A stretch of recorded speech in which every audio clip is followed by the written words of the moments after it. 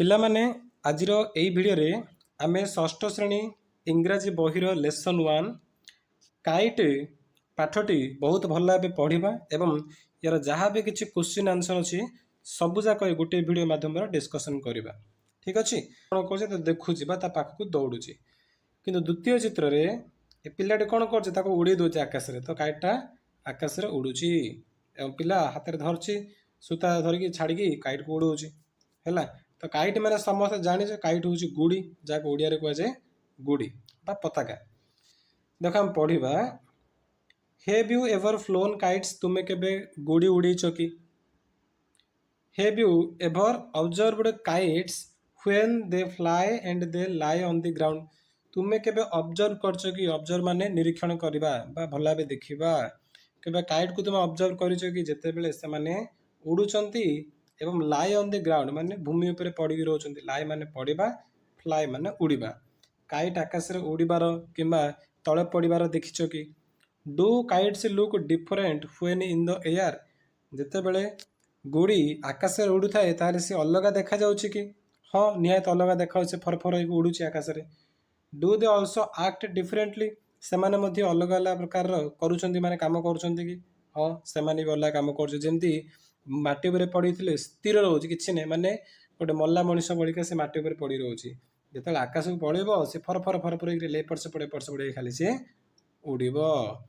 C the two pictures of kite and guess, ଏଇ ଯୋଉ କାଇଟ୍ର ଦୁଇଟି ପିକ୍ଚର ଦେଖ, ଏଠି ଗୋଟେ ପିକ୍ଚର ଏବଂ ଏଠି ଆଉ ଗୋଟେ ପିକ୍ଚର, ଏବଂ ଗେସ୍ କର, ତାମାନେ ଅନୁମାନ କର ବା ଲକ୍ଷ୍ୟ କର କ'ଣ?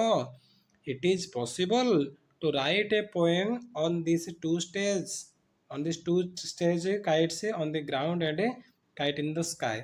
ଦେଖ ଆମ ପାଖରେ ଦୁଇଟି ବର୍ତ୍ତମାନ ଛବି ଅଛି, ଏଟା ହେଲା ଗୋଟେ ଛବି, ଏଟା ଆଉ ଗୋଟେ ଛବି। କ'ଣ ଇଜ୍ ଇଟ୍ ପସିବଲ୍? ପସିବଲ୍ ମାନେ ସମ୍ଭବ। ଏହା କ'ଣ ସମ୍ଭବ କି? To write a poem on these two stage of kite, କାଇଟ୍ର ଯୋଉ ଦୁଇଟି ଷ୍ଟେଜ୍ ଅଛି, ଗୋଟେ ଷ୍ଟେଜ୍ରେ ଆମେ ଦେଖିଲେ ତଳେ ପଡ଼ିକି ଅଛି, ଆଉ ଗୋଟେ ଷ୍ଟେଜ୍ରେ ଆମେ ଦେଖିଲେ କାଇଟ୍ ଆକାଶରେ ଉଡ଼ୁଛି। ତ ଏଇ ତଳେ ପଡ଼ିବା ଏବଂ ଉଡ଼ିବାକୁ ଲକ୍ଷ୍ୟ କରି କ'ଣ ଆମେ କିଛି କବିତା ଲେଖିପାରିବା କି? ହଁ, ନିହାତି ଲେଖିପାରିବା, ଯୋଉଟାକି ତଳେ ଅଛି, ପଢ଼ିଲେ ଆମେ ଜାଣିବା। Let's read this poem and see, ଚାଲ ଏ ପୋଏମ୍କୁ ବା ଏ କବିତାକୁ ପଢ଼ିବା ଏବଂ ଆମେ ଦେଖିବା କ'ଣ କ'ଣ ସବୁ ଏଠି ଲେଖାଯାଇଛି। ଦେଖ ଆରମ୍ଭ କରିବା ଆମେ ପୋଏମ୍କୁ। A kite on the ground, ground ମାନେ ପିଲାମାନେ ମନେ ରଖ ଭୂମି, ଗ୍ରାଉଣ୍ଡ ମାନେ ଭୂମି ଆଉ କାଇଟ୍ ମାନେ ଗୁଡ଼ି। Is just paper and string, paper ମାନେ କାଗଜ, ପେପର ମାନେ କ'ଣ? ପେପର ହେଉଛି କାଗଜ, ଆଉ ଷ୍ଟ୍ରିଙ୍ଗ ମାନେ ହେଉଛି ସୂତା, ଷ୍ଟ୍ରିଙ୍ଗ ଅର୍ଥ କ'ଣ? ସୂତା ହେଲା। ତାପରେ but up in the air, air ମାନେ କ'ଣ? ପବନ, ଏୟାର ମାନେ ପବନ। It will dance and sing, dance ମାନେ ଜାଣିଛ ନାଚ କରିବା, ଆଉ ସିଙ୍ଗ ମାନେ ହେଉଛି ଗାଇବା, ସିଙ୍ଗ ମାନେ କ'ଣ? ଗାଇବା ହେଲା। ତାପରେ କ'ଣ ଲେଖା ଦେଖ, a kite in the air will dance and caper, ମୁଁ କହିବି ଆକୁ ବୁଝେଇବି, କେବଳ ପ୍ରଥମେ ତମକୁ ଅର୍ଥ ଶିଖେଇ ଦଉଛି ତାପରେ ବୁଝେଇବି। A kite in the air will dance and caper, caper ଅର୍ଥ ହେଉଛି କ'ଣ? ଡେଇଁବା, କ'ଣ? ଡେଇଁବା ବା ଅଧିକ ଅତ୍ୟଧିକ ଆନନ୍ଦ ହେଇକି ଡେଇଁବା, ଆନନ୍ଦିତ ଡେଇଁବା, ସେମିତି କେପର କୁହାଯାଏ। But back on the ground, back ମାନେ ଫେରିବା, ବେକ୍ ମାନେ କ'ଣ? ଫେରିବା, ବେକ୍ ମାନେ ଫେରିବା। Is just string and paper, string ମାନେ କହିଥିଲି ତମକୁ, ଷ୍ଟ୍ରିଙ୍ଗ ମାନେ ସୂତା, ପେପର ମାନେ କାଗଜ। ତ ଚାଲ ଏବେ କବିତାକୁ ପଢ଼ିବା। ଏଠି ଲେଖାଗଲା, ପ୍ରଥମ ଯୋଉ ପାରାଗ୍ରାଫ ଦେଖୁଛ ଏଠି ଲେଖା ହେଇଛି କାଇଟ୍ର ଯୋଉ ଭୂମି ଉପରେ ସେ ପଡ଼ିକି ରହୁଛି, ମାଟି ଉପରେ ଖାଲି ପଡ଼ିକି ରହୁଛି, ସେ ବିଷୟ ଲେଖା ହେଲା। ଏଠି ଲେଖା ହେଇଛି ସେ ଆକାଶରେ ଉଡ଼ିଲେ କ'ଣ ହେଉଛି। ତ ଦେଖ, a kite on the ground is just paper and string, ground ମାନେ ଭୂମି ବା ମାଟି, ଯଦି କାଇଟ୍ଟା ଗୋଟେ ଗ୍ରାଉଣ୍ଡ ଉପରେ ରହୁଛି, କାଇଟ୍ ଅନ୍ ଦି ଗ୍ରାଉଣ୍ଡ, ତାମାନେ ଯଦି ଗ୍ରାଉଣ୍ଡ ଉପରେ ମାଟି ଉପରେ ଗୋଟେ କାଇଟ୍ ବା ଗୋଟେ ଗୁଡ଼ି ପଡ଼ିକି ରହୁଛି, ତାହେଲେ ଜଷ୍ଟ ପେପର ଆଣ୍ଡ ଷ୍ଟ୍ରିଙ୍ଗ, ସେ କେବଳ ଗୋଟେ ପେପର ଆଉ ଗୋଟେ ସୂତା ହେଇକି ଥାଉଛି। କିଏ? କାଇଟ୍ ଯେତେବେଳେ ମାଟି ଉପରେ ପଡ଼ି ଥାଉଛି କେବଳ ଗୋଟେ ପେପର ଆଉ ଗୋଟେ ସୂତା ଥାଉଛି, ଆଉ କ'ଣ ହେଉଛି? କିଛି ନାହିଁ। But up in the air eat will dance and sing, କିନ୍ତୁ ଯେତେବେଳେ ଏୟାରକୁ ଯିବ, ଏୟାର ମାନେ କ'ଣ? ପବନ ବା ଆକାଶକୁ ଯେତେବେଳେ ପଳେଇବ ସେ ଡ୍ୟାନ୍ସ କରିବ ଏବଂ ସିଙ୍ଗ ଗୀତ ଗାଇବ, ସେ ଆକାଶରେ ନାଚ କରିବ, ତା ସହିତ ସିଏ ଗୀତ ଗାଇବ। କିଏ? କାଇଟ୍ଟା। ବୁଝିଲ? ପୁଣି ଥରେ ମୁଁ କହୁଛି, ଯେତେବେଳେ କାଇଟ୍ ଗ୍ରାଉଣ୍ଡ ରହୁଛି, ମାଟି ଉପରେ ପଡ଼ିଥାଉଛି, ताले खाली पेपर एवं सूता ହେଇକି ଥାଉଛି କିଛି ହଲଚଲ ନାହିଁ କିଛି ହୁଏନି କିନ୍ତୁ ଯେତେବେଳେ ସେ ଆକାଶକୁ ପଳଉଛି ପବନକୁ ପଳେଇବ ତାପରେ ସେ ସେଠି ଡ୍ୟାନ୍ସ କରିବ ଫର ଫର ଉଡ଼ିବ ଏବଂ କାଇଟ୍ ମଧ୍ୟ ବହୁତ ଖୁସିରେ ଆକାଶରେ ଗୀତ ଗାଇବ। ତମେ କେମିତି ଅତ୍ୟଧିକ ଆନନ୍ଦ ହେଇଗଲେ ବହୁତ ବଢ଼ିଆ ବଢ଼ିଆ ଗୀତ ଯାହା ପାଟିରୁ ବାହାରି ପଡ଼ୁଛି ହେଲା ଗୁଆ ଘିଅ ଗୀତ ବାହାରୁଛି କିମ୍ବା ରସବତୀ ଗିଲାସ ସେମିତି କାଇଟ୍ ମଧ୍ୟ ଆକାଶ ପଳେଇବ ବହୁତ ଖୁସି ହେଇଯାଉଛି ଖୁସି ହେଲେ ସେ ମଧ୍ୟ ତା ମନେ ମନେ ଗୀତ ଗାଉଛି। A kite in the air will dance and caper kite ଯେତେବେଳେ ଏୟାର ରହୁଛି ବା ପବନ ରହୁଛି ସେତେବେଳେ ସେ ଡ୍ୟାନ୍ସ କରୁଛି ନାଚ କରୁଛି ଆଉ କେପର କରୁଛି କେପର ମାନେ କ'ଣ ବହୁତ ଆନନ୍ଦରେ ଉପରେ ଖାଲି ଡେଉଁଛି ଫର ହେଇକି ଉପରେ ଡେଉଁଛି। But back on the ground ଯେତେବେଳେ ସେ ଗ୍ରାଉଣ୍ଡକୁ ଫେରିଯାଏ ବେକ୍ ମାନେ କହିଲି ଫେରିବା ଆଉ ଗ୍ରାଉଣ୍ଡ ମାନେ ମାଟି ବା ଭୂମିକୁ ଯେତେବେଳେ ସେ ତଳକୁ ପଳା ଆସୁଛି ବା ମାଟି ଉପରେ ଆସିକି ଫେରି ପଡ଼ିଯାଉଛି ତାହେଲେ ସେ କ'ଣ ରହୁଛି ଜଷ୍ଟ ଷ୍ଟିଙ୍ଗ ଆଣ୍ଡ ପେପର ସେ କେବଳ ଗୋଟେ ସୂତା ଆଉ ପେପର ହେଇକି ରହିଯାଉଛି ହେଲା। ତ ଆମେ କ'ଣ ପଢ଼ିଲେ ଚାଲ ପୁଣି ଥରେ ତମମାନଙ୍କୁ କହିଦେବି। ପ୍ରଥମେ ଦି ଲାଇନ୍ ଆମେ ଦେଖିଲେ କି କାଇଟ୍ ଭୂମି ଉପରେ ପଡ଼ିଲେ କ'ଣ ରହୁଛି ମାଟିରେ ପଡ଼ିଲେ କେବଳ ସେ ପେପର ଏବଂ ଷ୍ଟ୍ରିଙ୍ଗ ରହୁଛି। ଏଠି ଆମେ ଦେଖିଲେ ଯେତେବେଳେ ସେ ଆକାଶରେ ରହୁଛି ସେତେବେଳେ କ'ଣ ଡ୍ୟାନ୍ସ କରୁଛି ଗୀତ ଗାଉଛି। ଏଠି ବି ସେଟା ଦେଖିଲେ ସେ ଆକାଶରେ ରହିଲେ ସେ କ'ଣ କରୁଛି ଡ୍ୟାନ୍ସ କରୁଛି ତା ସହ ଡେଉଁଛି ମଧ୍ୟ ମାନେ କ'ଣ ବହୁତ ଆନନ୍ଦରେ ହେଇକି ଡେଉଁଛି ଏବଂ ଯେତେବେଳେ ସେ ପୁଣି ଗ୍ରାଉଣ୍ଡକୁ ଫେରି ଯାଉଛି ତାହେଲେ ସେ କ'ଣ ସେଇ ଷ୍ଟିଙ୍ଗ ଏବଂ ପେପରରେ ରହିଯାଉଛି ମାନେ ସେଇ ସୂତା ଆଉ କାଗଜ ହେଇକି ପଡ଼ିକି ରହୁଛି ହେଲା। ଚାଲ ଏବେ ଆମର ପ୍ରଶ୍ନ ଉତ୍ତର ଗୁଡ଼ିକ ଆଲୋଚନା କରିବା। ଦେଖ ସମସ୍ତେ ଆମ ପ୍ରଥମ ପ୍ରଶ୍ନ କ'ଣ ଲେଖା ହେଲା what is the poem about ତାର ଆନ୍ସରରେ କ'ଣ ଲେଖା ହେଇଛି ପଢ଼। ଆନ୍ସରରେ ମୁଁ କ'ଣ ଲେଖିଛି the poem is about a kite a poem ହେଉଛି ଗୋଟେ କାଇଟ୍ ବିଷୟରେ। ସେ ପଚାରିଛି ନା what is the poem about ମାନେ ଏ ପୋଏମ୍ଟା କାହା ବିଷୟରେ ତମେ ଲେଖିବ the poem is about a kite ଏଇଟା ଏକ କାଇଟ୍ ବିଷୟରେ ପୋଏମ୍ଟା। The poet speaks of two situations of a kite what are they ଏଠି କବି ଗୁଡ଼ିର ଦୁଇଟି ଅବସ୍ଥା ବିଷୟରେ କହିଛନ୍ତି। କ'ଣ କ'ଣ ଦୁଇଟା ଅବସ୍ଥା ନା ଗୋଟେ ହେଉଛି କାଇଟ୍ ଅନ୍ ଦି ଗ୍ରାଉଣ୍ଡ ଆଉ ଗୋଟେ ହେଉଛି କାଇଟ୍ ଇନ୍ ଦ ଏୟାର ମାନେ ପବନରେ ରହିବା କାଇଟ୍ ଆଉ ଗ୍ରାଉଣ୍ଡରେ ରହିବା କାଇଟ୍ ଏମିତି ଦୁଇଟା ଅବସ୍ଥା ବିଷୟରେ କହିଛନ୍ତି। ଇନ୍ ହୁଇଚ୍ ସିଚୁଏସନ୍ ଏ ଯେଉଁ ଦୁଇଟା ଦେଖୁଛି ନା ଉତ୍ତର ବି ତମକୁ କହିବି ମୁଁ ଏଠି ଜାଗା ହେଲେନି ବୋଲି ମୁଁ ଉପରେ ଲେଖିଦେଇଛି ତମକୁ ଦେଖେଇବି।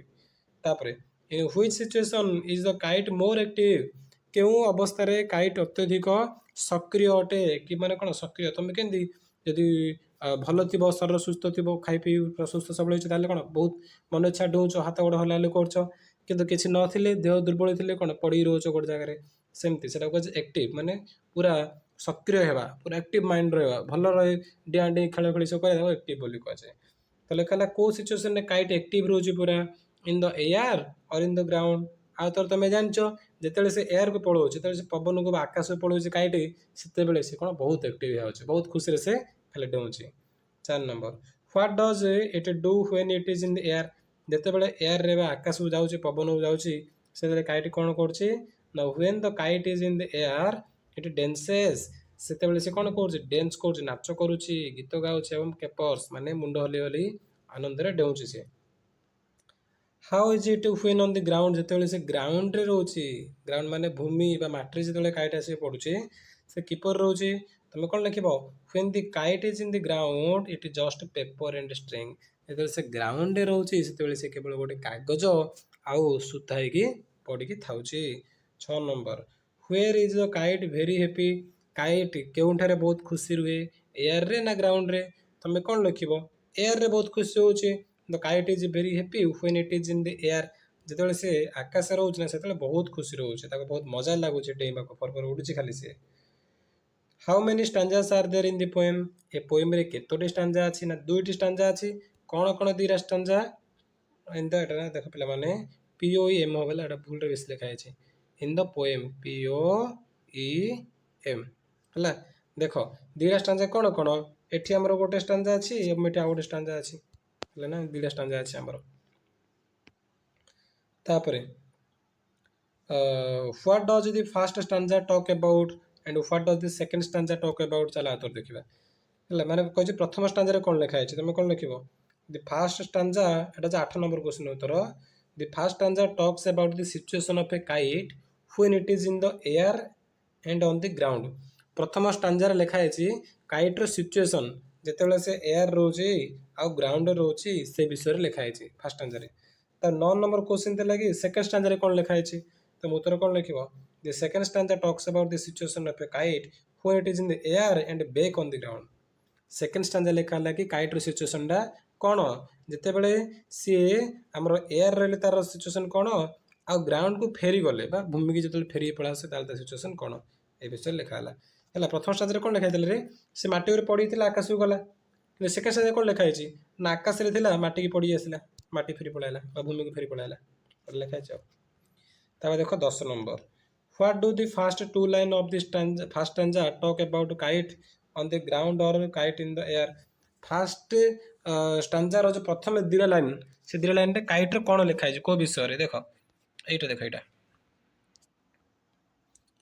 एला प्रथम स्टांजा तार फर्स्ट दी लाइन रे कोन लिखा है काइट रो ग्राउंड ऊपर लिखा है एला ग्राउंड लिखा है ना सेठी कोन एयर लिखा है एटा सेकंड ए दी लाइन लिखा है ना प्रथम दीरा लाइन रे कोन लिखा है ना काइट ग्राउंड रे कोन होचे से विषय लिखा है तेणु तुम उत्तर में कौन लिखी देख लिखिली the first two line of the first stanza talk about kite on the ground तापर 11 नंबर पचारला what do the first two line of the second stanza talk about kite on the ground और kite in the air एटी second stanza रो first दीरा line रे कोन कहछि kite on the air हला काइट इन द एयर काई देखो हमर सेकंड स्टांजा हो एटा येला सेकंड स्टांजा तार एटा कोन फर्स्ट दी लाइन फर्स्ट लाइन कोन लिखा है काइट इन द एयर लिखा है ना तेना उत्तर हम काइट इन द एयर तापर देखो ए सब किसी नहीं तुम डायरेक्ट एडा देखो ए काइट